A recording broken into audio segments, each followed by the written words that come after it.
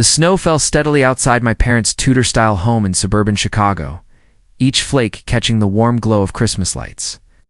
Inside, the living room buzzed with familiar chaos wrapping paper scattered across hardwood floors, the scent of Mom's cinnamon rolls wafting from the kitchen, and my nephew Tommy's excited squeals. At 34, I sat cross-legged on the Persian rug watching my family. My sister Rebecca, 2 years younger, sat elegantly on the couch with her husband Mark, their matching Christmas sweaters perfect as always. My youngest brother Jake, 28, and fresh from business school, lounged in Dad's recliner with casual confidence. "There's one more present," Mom announced, pulling out a small, elegantly wrapped box with a silver bow from behind the massive Douglas fir. My heart skipped. Maybe this was finally something meaningful after years of practical gifts. But Mom walked directly to Rebecca, whose face lit up with surprise. "Mom, you've already given us so much," Rebecca protested, though her fingers were already working at the ribbon. Inside the velvet box were house keys. "Not just any house keys," Mom said, settling beside Rebecca. "The keys to this house. Merry Christmas, sweetheart." The words hit me like a physical blow. I stared at the keys in Rebecca's trembling hands, my mind struggling to process what I was hearing. "Our childhood home," Dad cleared his throat. "We're ready to downsize, and we know how much you and Mark have been struggling since the company restructuring." Mark, laid off 6 months ago, nodded gratefully. "This is incredibly generous. Family takes care of family," Mom said. "We've found a lovely condo by the lake. It's perfect for just the two of us." Rebecca was crying now, clutching the keys while Mark shook Dad's hand. I felt underwater, watching this scene unfold in slow motion. "What about ... I started, then stopped. "About me? What about my cramped studio apartment? My savings for a house down payment? My assumption that when my parents passed down the family home, there would at least be a conversation?" "What about what, honey?" Mom asked with that patient smile. "Is wonderful for Rebecca and Mark, but I'm surprised this is the first I'm hearing about it." The temperature dropped several degrees. Jake shifted uncomfortably, suddenly interested in his coffee mug. "We didn't think you'd be interested," Dad said carefully. "You've always been so independent, so focused on your career. Oh, besides, you don't need the space anyway." The words landed like a slap. "You don't need the space anyway."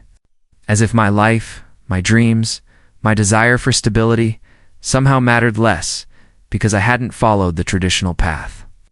"How do you know what I need?" I asked quietly. "Oh, sweetheart," Mom said, reaching to pat my hand. "We know you love that little apartment.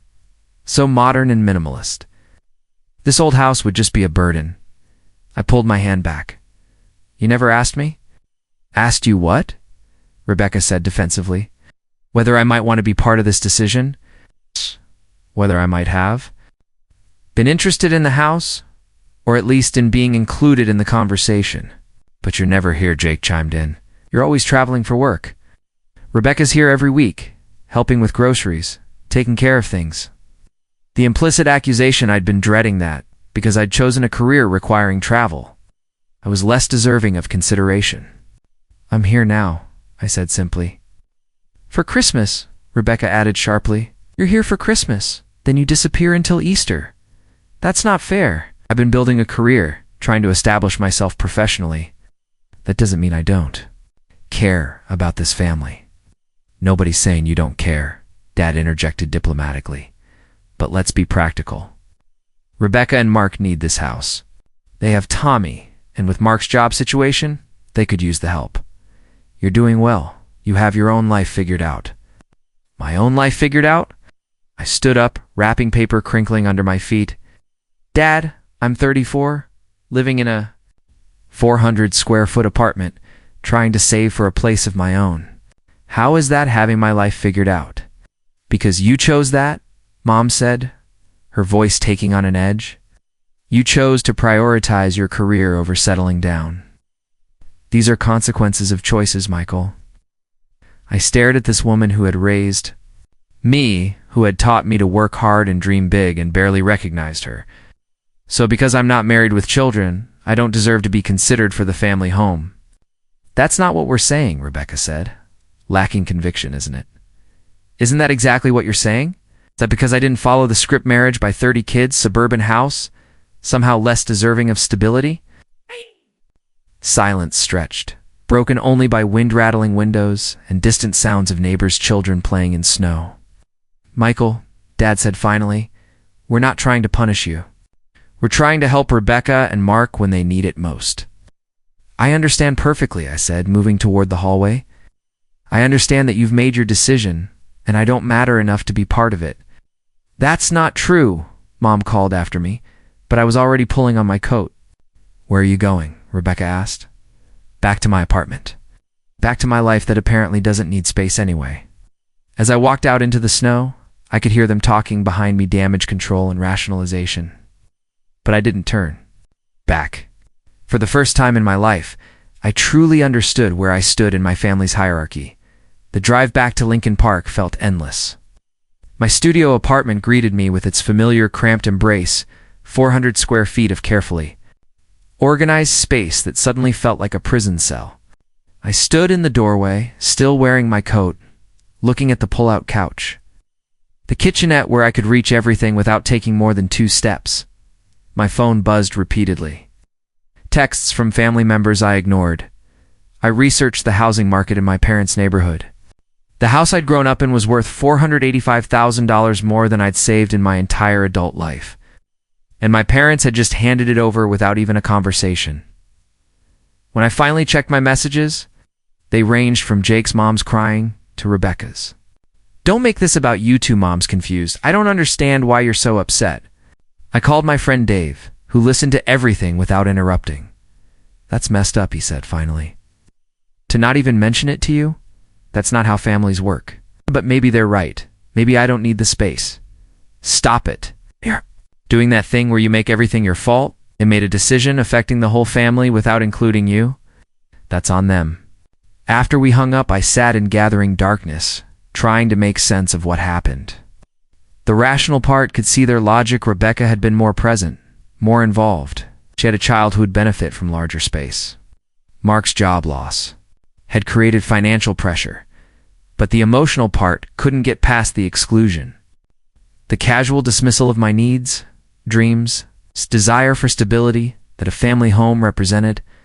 I thought about all the times I'd driven past suburban houses, imagining what it would be like to have multiple rooms, a yard, space to breathe. Life I'd been working toward. The future where I'd have the stability I'd been earning through hard work and patience. My phone buzzed again. My cousin Sarah from California heard about the house situation. That's rough. You okay? I realized Rebecca had already called extended family, controlling the narrative, making sure everyone understood this was generous help, not exclusion. Instead of calling Sarah, I opened my laptop and started working on a project proposal. Work had always been my refuge, where I felt competent and valued, where my contributions mattered and opinions were sought, where I wasn't the family member who didn't need space anyway. But even as I tried to lose myself in spreadsheets, I couldn't shake the image of Rebecca holding those keys, my parents' proud faces, or stop wondering if there was something fundamentally wrong with me that made me less worthy of consideration. 3 days later, Rebecca called, catching me after a frustrating client call. We need to talk, she said, somewhere neutral. We met at a Starbucks halfway between our neighborhoods. She looked tired, stressed, reminding me she was dealing with her own challenges. I know you're angry, she said. I want to understand. Why? I'm not angry. I'm hurt. There's a difference. Help me understand. I looked at this woman who had been my closest sibling growing up. She seemed genuinely wanting to understand. Do you remember when we were kids, and Mom and Dad used to joke about the house staying in the family? About us fighting over who got to inherit it? Vaguely, but that was just talk. Maybe to you. But to me, it represented stability, continuity. The idea that there was a place where I belonged, where I was wanted, where I could build a life. But you have built a life. You have success, freedom that Mark and I can only dream about. Freedom. From where I'm sitting, it feels more like isolation. Rebecca's expression softened. I didn't know you felt that way. How could you know? Nobody asked. Nobody said, hey, Michael, we're thinking about giving away the family home. How do you feel about that? Would you have wanted to live there? Honestly, with all the maintenance and property taxes, the space to breathe, room to have friends over, to host family dinners, to maybe think about dating someone seriously, because I'd have a place worth bringing them home to? Yeah, I think I would have been interested. She stirred her latte quietly. I didn't think about it that way. Nobody did. Everyone assumed that because I'm single, because I travel for work, I must not want stability. A home, a place to belong. But you do belong. You're our brother, do I? Because right now it feels like I belong as long as I don't. Need anything, as long as I stay in my lane as the successful bachelor uncle who doesn't ask for much? Rebecca set down her cup sharply. We love you, Michael. We're proud of you. Love isn't the same as consideration. Love isn't the same as being included in decisions that affect the whole family. This decision was about helping Mark and me. It wasn't about you. That's exactly the problem. I didn't even exist in the equation. Rebecca stared out the window at post-Christmas shoppers. When she spoke, her voice was vulnerable. You want the truth? I felt guilty. When they first brought it up, I wondered if they'd talk to you. What changed your mind? They convinced me you wouldn't want it, that you'd see it as a burden. Did you believe them, or did you want to believe them? The question hung heavy between us. Rebecca's eyes filled with tears. Maybe both. Maybe I wanted to believe them because it made accepting easier. Because we really do need it, Michael. Mark's been out of work 6 months. We're behind on our mortgage. Tommy needs stability. I understand that. But understanding your need doesn't make me feel less excluded. So what do you want from me? I want acknowledgement. I want someone to say, we should have included you. We should have asked how you felt. We should have considered your needs. And then what? Maybe nothing. Maybe everything. Maybe I just need to know that my feelings matter, that my dreams are worth considering, even if they get outweighed by other factors. Rebecca reached across the table, covering my hand with hers. Your feelings matter to me. I'm sorry we didn't handle this better. It wasn't everything I needed, but it was a start. For the first time in days, someone in my family was actually seeing me. Thank you. That means more than you know. What happens now? I think we need to figure out how to be a family that includes everyone, not just people who follow the traditional script. I want that too. I want my brother back. As we sat in the generic Starbucks, I realized this was just the beginning. The conversation with Rebecca was one small step, but there were still conversations to be had with my parents, with Jake. With myself, 2 weeks later I met my parents for lunch at their country club. They looked older, more fragile than 3 weeks ago, and I felt guilt for the worry I'd caused. You look thin, Mom said, kissing my cheek. Are you eating enough? Even in our family crisis, she worried about my care. After ordering, Dad said, Rebecca says you two had a good talk. We did. She helped me understand some things. She also said you're still upset about the house situation. I am. Mom leaned forward. Honey, we never intended to hurt you. We were trying to help Rebecca and Mark, not exclude you. But you did exclude me, whether you intended to or not. Because we didn't think you'd be interested, Dad said reasonably. You've made it clear you prefer city living, independence. We were respecting that. How have I made that clear? They exchanged one of their wordless marital communications. You've never expressed interest in settling down, Mom said carefully. Never talked about wanting a house or family. You seem happy with your apartment and career. Have you ever asked me about those things? Another look between them. We didn't want to pry? But you'll make assumptions about what I want based on what I haven't said. The server brought food we didn't want. I picked at my salmon. Dad said, I think you're overcomplicating this. We saw an opportunity to help your sister when she needed it. Sometimes life isn't about fair. It's about practical. I'm not asking for fair. I'm asking for consideration. To be included in family decisions? To have my feelings valued even if they don't change the outcome. But what would have been the point? Mom asked, genuinely confused. If we'd known you wanted the house, it would have created conflict. Except, I don't get what I need to be treated like a full family member whose opinions matter. Of course you're a full member, Dad said, voice rising. You're our son. We love you. Love isn't the same as respect. Love isn't the same as inclusion. Could see them struggling to understand how their love might not be enough without consideration. "What do you want from us?" Mom asked, tears forming.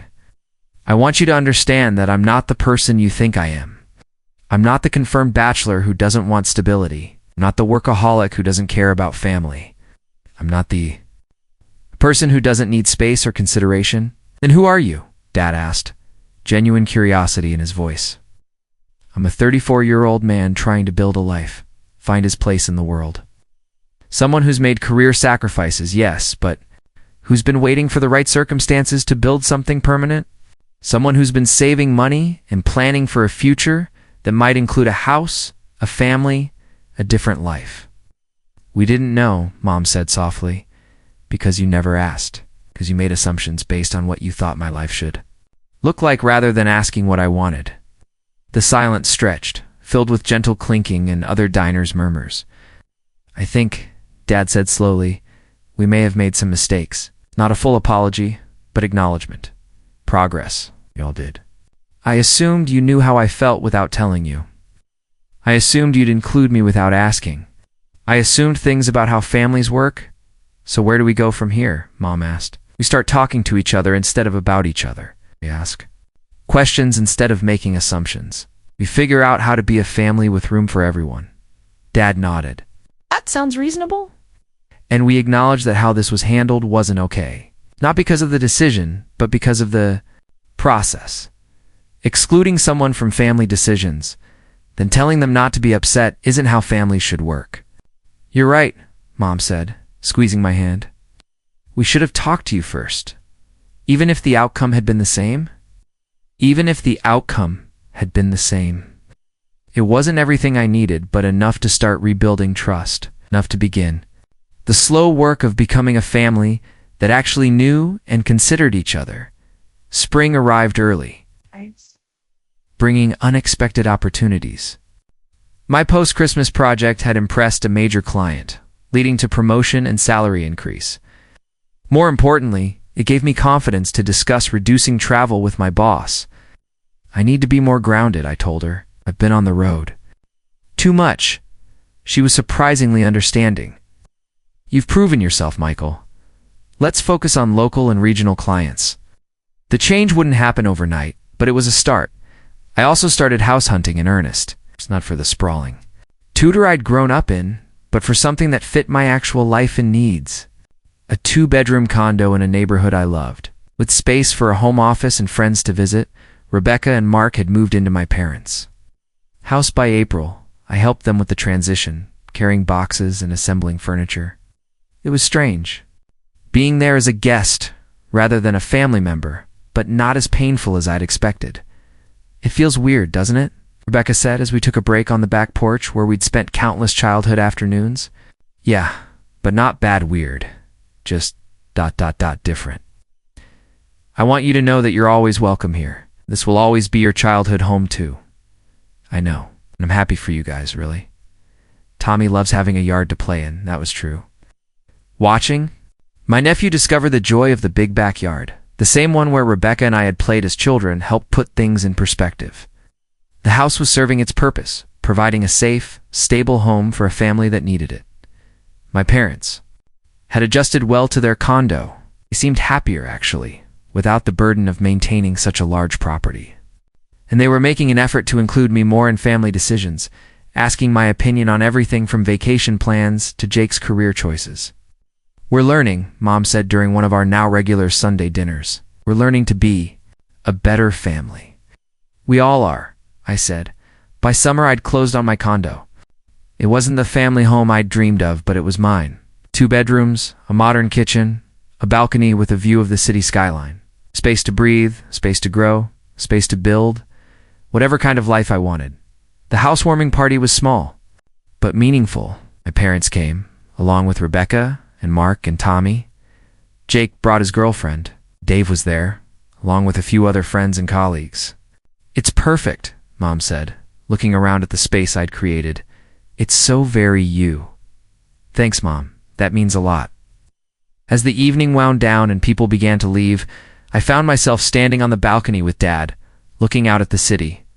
"Lights, you know," he said. I think we all learned something from this whole situation. What's that? That assumptions can be dangerous. We don't know each other as well as we think we do. That love isn't enough if it doesn't come with understanding. Yeah, we did learn that. I'm proud of you, son. For standing up for yourself, for making us all think harder about how we treat each other. I'm proud of us, for doing the work, for having the difficult conversations, for figuring out how to be better.